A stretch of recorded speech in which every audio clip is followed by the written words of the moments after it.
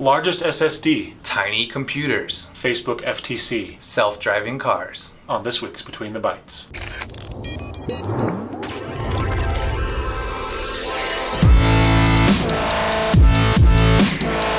Welcome to Between the Bytes, where we are not as smart as your average nerd. I'm Gary Arnold.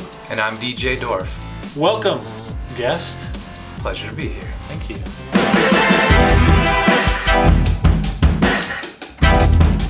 To start off this week's tech news, our first bit is about the Nimbus hard drive. The solid-state drive is the largest or highest capacity drive ever created. It was released or announced last week. It's a 100 terabyte solid-state drive.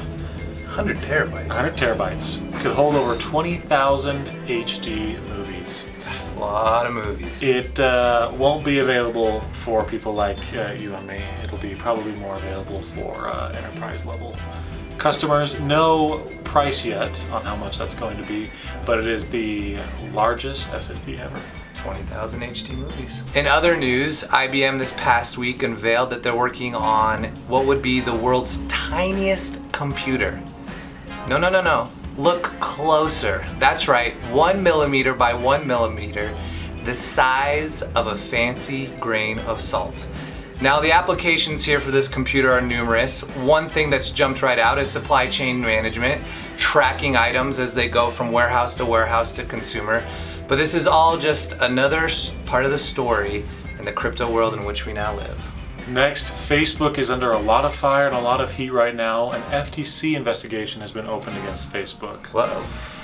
It's been reported that Facebook inadvertently allowed a researcher to gain access to over 50 million users' personal profiles and related data. They used that information and gave it or sold it to a company called Cambridge Analytica, which then used the information to create ads and other targeting techniques and campaigns during the 2016 election cycle. Unclear the full extent of what that means, what impact it had, but Facebook is in hot water.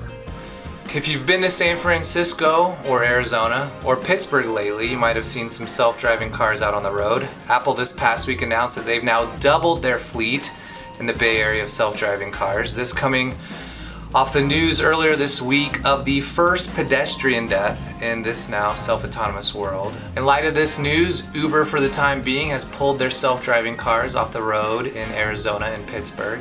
But you can still expect to see many self-driving cars out on the road, especially from Apple, who you may not expect to be the #1 player in self-driving cars, but they in fact have more cars out on the road right now than either Uber or Waymo. This week in tech history.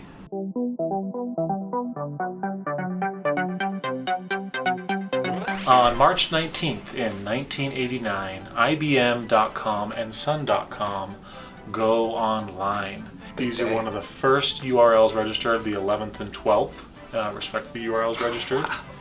The early days of the web, and just for fun reference, the first URL ever registered was symbolics.com. Wow. I'm gonna have to check that out.